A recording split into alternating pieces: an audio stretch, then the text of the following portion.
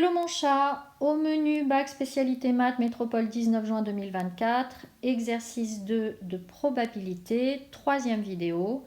Dans cette vidéo, nous allons faire la question 6. Alors on te dit, en résolvant une inéquation, déterminer la taille minimale de l'échantillon de clients à contacter pour que la probabilité qu'au moins l'un d'entre eux ne soit pas satisfait soit supérieure à 0,99. Alors ça, c'est une question extrêmement classique. On a vu à la question précédente qu'on avait un échantillon de 30 personnes. Là, en revanche, on ne connaît pas la taille de l'échantillon.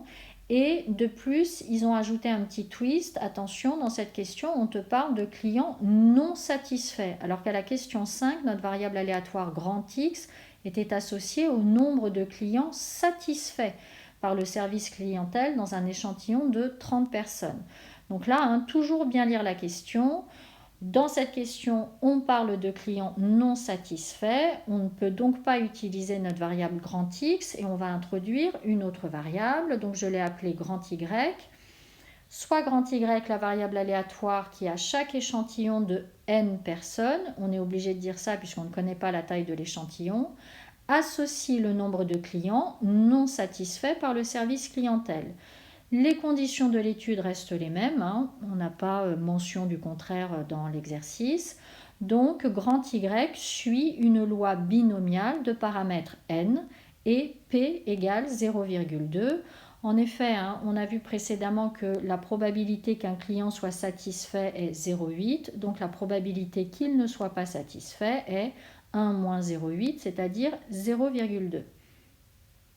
Donc, que te dit-on dans la question Déterminer la taille minimale de l'échantillon de clients à contacter pour que la probabilité qu'au moins l'un d'entre eux ne soit pas satisfait soit supérieure à 0,99. Ce qui signifie donc qu'on cherche la plus petite valeur de l'entier n, telle que P de y supérieur ou égal à 1 soit strictement supérieur à 0,99. On vous dit la probabilité que au moins l'un d'entre eux ne soit pas satisfait. Donc au moins 1, ça veut donc dire y supérieur ou égal à 1. Et on veut que cette probabilité soit supérieure à 0,99. Seulement pour pouvoir faire un calcul, il faut qu'on ait une formule et on n'a pas de formule pour P de y supérieur à. En revanche, ce qu'on connaît, c'est, je vous ai rappelé la formule dans le cadre violet à gauche, on a P de y égale k, qui est égal à k parmi n, fois P exposant k, fois 1 moins P exposant n moins k. C'est la formule pour la loi binomiale, quand on veut calculer la probabilité d'avoir exactement k succès. Dans ce cadre-là, n c'est le nombre de répétitions, k c'est le nombre de succès, p c'est la probabilité du succès et 1 moins p c'est la probabilité de l'échec. Donc si on a n répétitions et k succès, on a donc n moins k échec. Je vous ai aussi mis dans le petit cadre juste au-dessus, au moins 1 est égal à tout sauf 0. Donc ça c'est un moyen mnémotechnique. Quand on a y supérieur ou égal à 1, c'est au moins 1. Or, le contraire de l'événement au moins 1, c'est 0, puisque je vous rappelle, là, les variables aléatoires prennent des valeurs entières positives.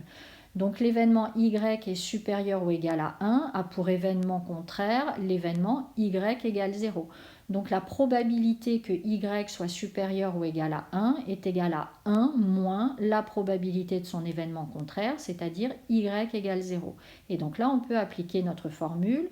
Ça nous donne donc 1 moins 0 parmi n fois 0,2 exposant 0 fois 1 moins 0,2 exposant n. Alors, je rappelle à titre indicatif que 0 parmi n, ça fait toujours 1. 0,2 exposant 0, ça fait toujours 1.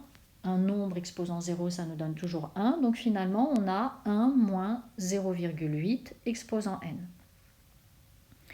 On résout donc notre inéquation, à savoir P de y supérieur ou égal à 1 qui doit être supérieur à 0,99 et qui va donc se traduire par 1 moins 0,8 exposant n strictement supérieur à 0,99. Et donc maintenant, il nous faut isoler n. Alors, on fait moins 1 dans les deux membres, donc on se retrouve avec moins 0,8 exposant n strictement supérieur à 0,99 moins 1, c'est-à-dire moins 0,01. Ensuite, on multiplie par moins 1, donc attention, l'ordre change. Et ça nous donne 0,8 exposant n strictement inférieur à 0,01. Et donc maintenant, pour descendre notre n qui est en exposant, on va utiliser la fonction ln. Je vous ai rappelé à gauche cette formule du ln. Pour tout a strictement positif et pour tout n appartenant à n étoiles, ln de a exposant n est égal à n fois ln de a. Donc là, on va appliquer la fonction ln, mais attention, je vous rappelle que la fonction ln ne peut s'appliquer qu'à des nombres strictement positifs. Donc c'est pour ça que j'écris en dessous que pour tout n appartenant à n, 0,8 exposant n est strictement positif et que 0,01 est strictement positif. Donc on peut appliquer la fonction ln à ces deux nombres. Et de plus, la fonction ln est strictement croissante sur 0 exclu plus l'infini. Et donc, l'ordre va être conservé. Donc ça, je vous ai mis bien justifié, c'est très important, sinon on vous enlève 0,25 ou 0,5. Alors, maintenant qu'on a écrit ln de 0,8 exposant n inférieur à ln de 0,01, on va pouvoir écrire n fois ln de 0,8 strictement inférieur à ln de 0,01. Il ne nous reste plus qu'à diviser par ln de 0,8 et là pareil, très attention, 0,8 est un nombre compris strictement entre 0 et 1, donc son ln est strictement négatif. Et donc si son ln est strictement négatif, eh bien quand on divise par ln de 0,8, l'ordre change. Ensuite, vous tapez à la calculatrice ln de 0,01 sur ln de 0,8. Alors attention, je vous ai mis à gauche, ne vous emballez pas et n'écrivez pas que ln de 0,01 sur ln de 0,8, c'est la même chose que ln de 0,01 sur 0,8.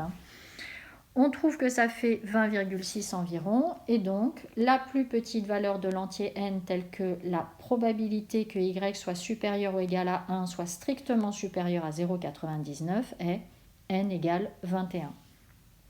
Et on conclut, on en déduit que la taille minimale de l'échantillon doit être de 21 pour que la probabilité qu'au moins un des clients de l'échantillon ne soit pas satisfait soit supérieure à 0,99. On se retrouve dans la prochaine vidéo pour faire la fin de cet exercice de probabilité.